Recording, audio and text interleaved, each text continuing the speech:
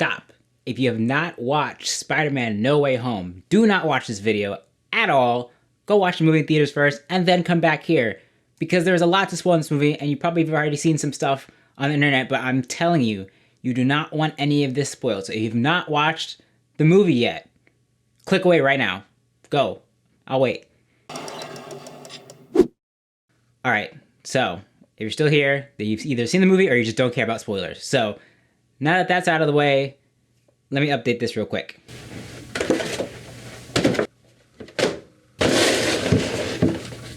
Honestly, I don't even know if you can see that, but okay, first of all, I got this earlier this year and wow, perfect timing. So let's just talk about the obvious thing because most people are here for it. Tobey and Andrew are definitely in this movie. I am so happy for Andrew Garfield that now he can rest. He doesn't have to hide anymore, that people will now know that he is in fact in this movie and they can stop asking him about it and let him worry about getting his Oscars. Finally. But oh, it was a dream come true to see Tobey and Andrew on screen with Tom Holland. Sorry if the frame changed between shots, I bumped the camera just now. But I'm so happy, and now of course we kind of already knew they were going to be in this movie. There were rumors and stuff, and supposedly leaked pictures, which by the way are actually legit leaked pictures, but those are real. But what I think surprised me about this is the execution. The way they executed the scene of them coming into the movie was just so well done. So what happens is that Ned has the sling ring from Doctor Strange after Doctor Strange's fight with Spider-Man, Tom Holland's Spider-Man. So during the movie, the group splits up. Ned and MJ are together and Peter is off with Aunt May and the villains. So at one point, the two of them are like, we gotta find Peter. All right, well, let's use the ring to find Peter. So Ned does the swirly thing, and the first Peter that comes back is Andrew Garfield's Peter. And the thing is, I think I was one of the first people in the theater that realized it was him because the way they set it up is you see the portal, you see a dark alley, you see a Spider-Man figure in the distance. But I clicked immediately, I'm like, wait a minute. They're kind of tall and slender. It's Andrew. And so I took to my friend, I was like, it's Andrew, it's Andrew. She's like, oh. And so then as he started coming closer to the camera, then I think everybody in the theater started to realize that it was Andrew Garfield. And then of course, when he comes out, you see it's him and he takes off the mask. It's Andrew Garfield. And then they keep going after that. And I was like, okay, we should try again. And so they try again. And guess what? Tobey Maguire walks through the portal. And so now we have two other Spider-Man in the movie. And so now we do officially have this Spider-Man trilogy together, like this Spider-Man trinity. It's so good. All right, now that's out of the way, let's talk about some of the other things in the movie, because overall, this was an amazing Spider-Man movie. Not amazing, but like this was a really good Spider-Man movie. This is the movie I wanted from Tom Holland from the beginning, and they nailed it. Honestly, I'm just in disbelief that they're able to balance both Tom Holland's arc with all the Spider-Verse and multiverse stuff. Like, on paper, this should not have worked, but it worked so well. Not only were they able to give closure to Tom and Andrew's versions of the character, they're also able to wrap up Tom Holland's story in such a beautiful way and like finish his transformation into like a full-fledged Spider-Man. It was just so good. So again, the premise of the whole movie is that yeah, there's this multiverse thing. They botched the spell with Doctor Strange, and so all these villains from Spider-Man's world come through. And what I think is interesting is that at first you think this multiverse thing is happening because of what Sylvie did in Loki or what Wanda did in WandaVision. But what's interesting about this movie, the premise of it, is that all these multiverse characters coming in are all connected through Spider-Man. The spell is directly connected to Spider-Man. So they're only coming, like only Spider-Man characters who know who Peter Parker is are coming into this dimension. And then that way it's not totally connected to the other ones, but like you can still see the pieces of the multiverse from all different parts of the MCU. So it is still kind of tying together, but they make it very specific to Spider-Man, and that plays a big role in how the movie ends. But I love that setup. And then the premise that Peter's trying to save all these people because Doctor Strange is like, yeah, these people died. Well, not all of them. They did address that not all of them died, but they need to go back to their version of New York, wherever they came from, and die like they're supposed to. But Peter's like, no, we have a chance. We can save them. We can cure them of their different afflictions, like take away their powers and let them be normal people again and spare them. But Doctor Strange is like, no, we need to let things run out as they're supposed to. But of course, Peter doesn't want to do that. So he gets in a fight with Doctor Strange and basically traps him in the mirror dimension. He and Aunt May take the villains to Happy's apartment, which they're staying in after all the stuff with Peter's identity being outed, which is another great thing about this movie. The first act doesn't even talk about the multiverse stuff. It's mostly just about Peter figuring out what to do with this whole thing about his identity being revealed. And also, before I get ahead of myself, I can't skip over the other big cameo in this movie, which has also been rumored, but just to see it happen, Matt Murdock was there giving Peter Parker legal advice. And someone tried to throw a brick into their apartment, and he caught it, and everybody's like, how'd you do that? And he's just like, I'm a good lawyer. This on top of Kingpin being in Hawkeye is just chef's kiss. This is a dream come true. Like, I can't think of, even Endgame was really good, but like nothing could have prepared me for all these different parts of Marvel coming together in one movie. It's just, I'm honestly in disbelief. I honestly don't have the words. It's just, I'm so happy. I feel so full right now as a Marvel fan to see all this come together. But anywho, we go back to the apartment. All the villains are there. They're trying to work together to fix each other's problems. They end up fixing Dr. Octavius with the chip. If you remember in Spider-Man 2, the reason that Dr. Octopus's arms go crazy and they have a mind of their own is because the chip in the back that helps control them gets burnt during his accident, right? So Peter, along with Norman Osborn, developed the new chip using some of Tony Stark's technology to fix Dr. Octavius and bring him back to his senses and give him back control of his body. So he's basically a good guy for the rest of the movie, which I love how that pays off later on. But then Goblin, his inner self, like the evil version of him, comes back out and he's like, oh no, we can't let this happen. You can't cure me. And he basically goes on a rampage, and the fights between Goblin and Peter in this are so brutal.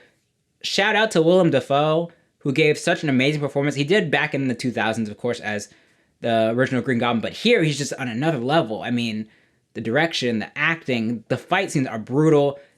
They honestly made all the villains way more menacing than they were in their original movies. That's how good this movie was. It's like, I was genuinely scared of Green Goblin in this movie. It's insane.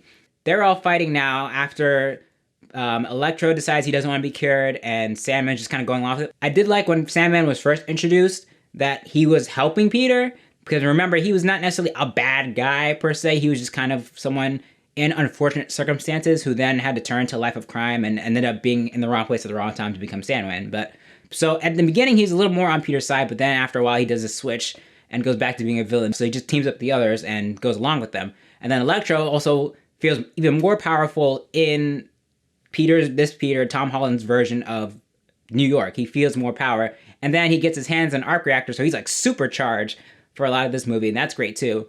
But then it leads to this big fight where the others escape, including Lizard, and then Peter and Green Goblin are going head to head, and then Aunt May tries to save Peter, like tries to get the cure to him, but the one they use doesn't work. So then after a speech, Green Goblin shoots his glider at Aunt May and smacks her down. I'm like, oh no. At first I thought she was going to get stabbed or something, but no, she doesn't die there. But then Goblin, before he leaves, throws a pumpkin bomb, and Tom kind of deflects it, I think, but it still explodes. You see both him and Aunt May get up. I'm like, there's no way she survived that. And she like gets up fine. I'm like, oh, maybe she's going to make it to the end. But as they're talking, Peter is down on himself because he feels like he messed up trying to help these villains, but Aunt May tries to reassure him and then gives him the direct quote, with great power comes great responsibility. And from then, I should have known that she was about to die, because guess what? She drops down from her injuries and dies. Aunt May is dead. And then it all clicked for me that the reason we didn't see Uncle Ben in this version of Spider-Man is because Aunt May is his Uncle Ben. And that's what kind of leads into when the other Spider-Man show up, because then they all together relate on how they've all lost someone. Tobey Maguire's Spider-Man relates because he lost Uncle Ben. Andrew Garfield because he lost Emma Stone's Gwen Stacy. And now Tom Holland lost Marissa Tomei's Aunt May. And so they all relate together. And that's a really sweet scene when Ned and MJ come together with the other Peter Parkers to comfort him. And they all just relate. And the Peters talk about how they felt, and that rage is not the answer, because that's what they both felt in the moments where they lost their loved ones, and they took it out on people that didn't necessarily deserve it. And so once they took that anger out on those people, it did not bring back the person they lost, and it did not help them feel better. So that's kind of what they're trying to teach Tom Holland's character. And that's what I love about this movie, is that Tom Holland is still the focus. His version of Peter Parker is the center of this movie, and it's his arc, his growth. He's learning to, one, not be selfish, because the whole thing starts because he wants everybody to forget that he's Spider-Man, just for his own reason, and then it gets more convoluted than that. But then the other thing is that he's learning about you can't let rage control you, right? And that's what comes into play at the end of the movie, because as he's beating the crap out of Green Goblin, that's another brutal fight. That was so good. Tobey Maguire stops him from killing Green Goblin because, again, it's not what Spider-Man is. He can't let his rage consume him. He's not a killer. that's not what he's supposed to do. And I just love that so much. I don't know if it's coming through on camera, but like I'm just so mind blown at how great this movie was and how good of a character arc this was for Tom Holland. Ooh, I'm chills. And then the big climactic fight is, of course, at the Statue of Liberty near that little whole construction thing. And so we see that fight, and people were right when they noticed that the Lizard got smacked by thin air. Well, of course, it's because one of the other Spider-Men was kicking Lizard in the face. And just that whole fight scene, beautiful. All the references. By the way, the amount of callbacks to old movies, like Willem Dafoe saying, "I'm somewhat of a scientist myself," Dr. Octopus saying, "the sun in the palm of my hands," all these little callbacks to movies, previous movies. But on top of that, they also were able to fit in Spider-Man memes. They had a moment where Andrew Garfield, Tobey Maguire, and Tom Holland did the point thing to each other. They weren't in their suits, but they still were pointing at each other. And chef's kiss. But I also love that there's so many moments of these three relating to each other, talking about how their webs work, the abilities they have, the stories they've had, the craziest villains they fought. Tom Spider-Man talks about how he went into space to fight with the Avengers, and Tobey Maguire's like, "Oh, the Avengers, that's so awesome. What's that?" Because he doesn't know. He doesn't have Avengers in his continuity of being Spider-Man. So this, all that stuff was just so well done. And so then there's also the scene when I talk about how all these characters got closure. First, we have Dr. Octopus helping them, and then getting to talk to Tobey Maguire again, that version of Peter, and then like saying, "Hey, what's up, man? It's great to see you again." That was closure. And then there's Mary Jane, who was falling. MJ, she was falling, and then Tom was about to catch her, but then Green Goblin scoops him up, so then she's still falling. So Andrew goes in for it and saves her, and so he gets closure after not being able to save Gwen Stacy, and he instead saves MJ.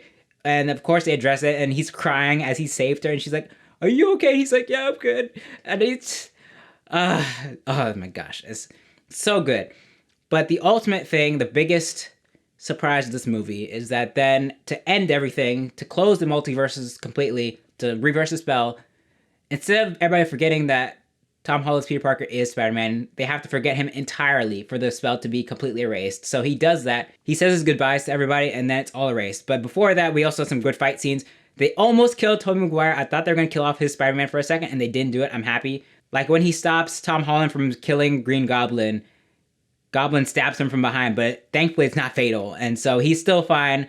And so in the end, you see all the Spider-Man leaving, like kind of disappearing, but not like in the same way they did in like Infinity War Endgame, just more like they're fading away. And then there's so many other cool moments, like Andrew Garfield, Spider-Man, saying "I love you" to them, and they're just like, "Okay, cool." And then I think it was also Andrew Garfield who said, like, "I've always wanted to have brothers." Like, they feel like a family, even though they're different versions of themselves. They just felt like a family, and it just felt so good seeing three Spider-Men on screen, live action, three live action actors who've played Spider-Man fighting together. It's just unbelievably satisfying. But again, even without that, this is still a good Spider-Man movie because it's a good arc for this current version of Peter Parker. It was his movie. They did so well developing his character. And then at the end of the movie, he finally makes his own suit from scratch. It's not something he got from Tony Stark. It's not something he's made using Tony Stark's technology. It's all him. Now, one of my only nitpicks is that we don't get to really see the suit like in its entirety. Like, he doesn't get to stand there and you see it.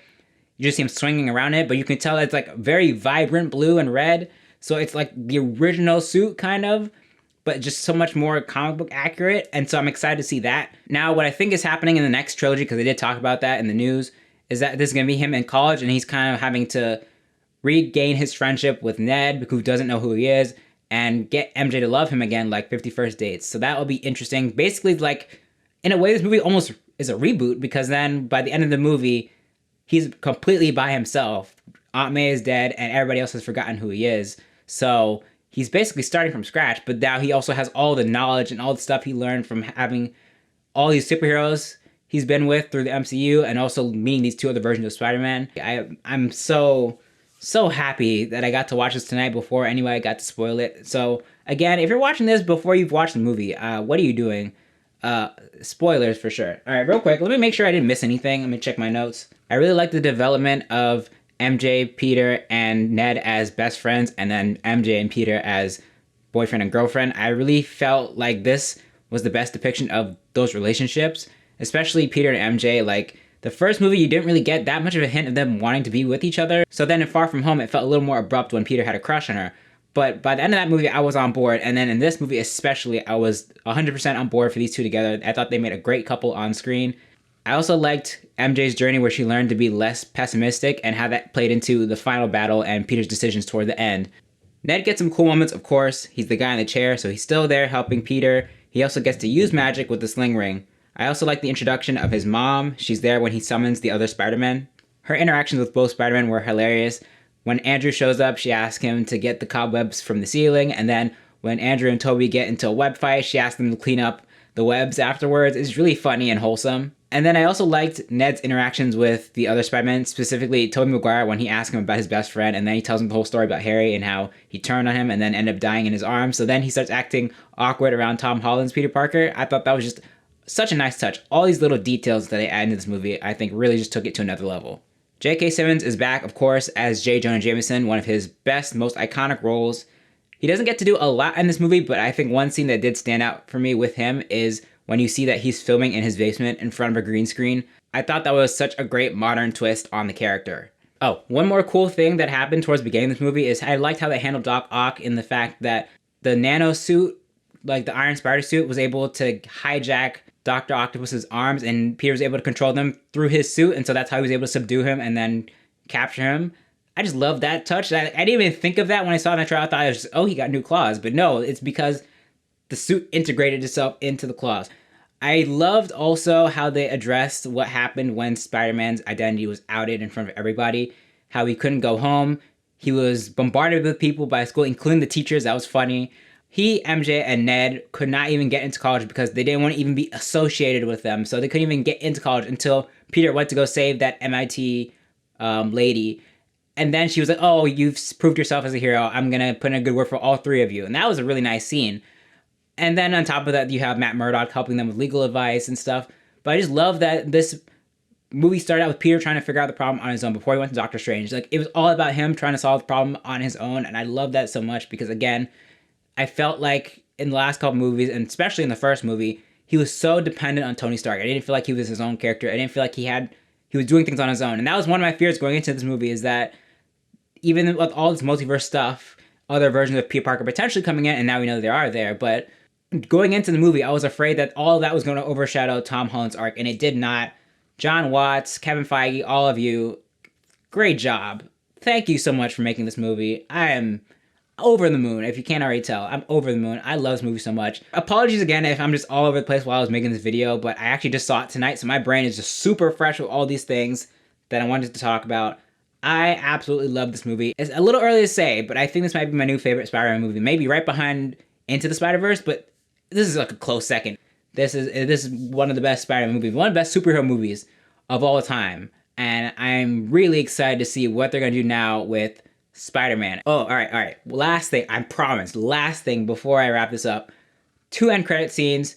One of them, Tom Hardy's Venom, is at a bar trying to learn what happened in the MCU world. He learns about Thanos. He's like, what? Stones? Purple guy stones? What is this? But then he gets zapped away because the spell is undone. But a piece of Venom, the symbiote, is left behind. So we do get a little bit of a setup of the symbiote saga and how Peter's probably gonna get the black suit and all that stuff. I'm really excited for that. And then the last end credit scene is basically a trailer for Doctor Strange and the Multiverse of Madness. I'm probably gonna wait to talk more about that when the movie is closer to coming out, but I will say I'm super excited, and I'm really excited to see him go against the version of Doctor Strange from What If. They did confirm that he's in this movie, and so Benedict Cumberbatch is playing both. We also see Scarlet Witch there. I just know Multiverse of Madness is gonna be as crazy, if not crazier, than No Way Home. But again, I love this movie. If you couldn't already tell, I'm so excited. I can't wait to talk to more people about it. I can't wait for more people to see it so more people can talk about it. If you haven't watched the movie yet, again, you shouldn't have been watching the video anyway, but avoid spoilers. I went through the No Way Home hashtag after the movie, and I saw so many spoilers. People putting screenshots of Tobey and Andrew in it. I'm like, come on. It's not even the first. It's the first day. Come on. But anywho, I'm so happy you got to see this movie. Finally. It was everything I wanted to be and more. Perfect. What did you think of Spider-Man No Way Home? Is it your favorite Spider-Man movie? Let me know down in the comments. Also, don't forget to like this video, share it, and subscribe. Thanks for watching. I'll see you in the next one.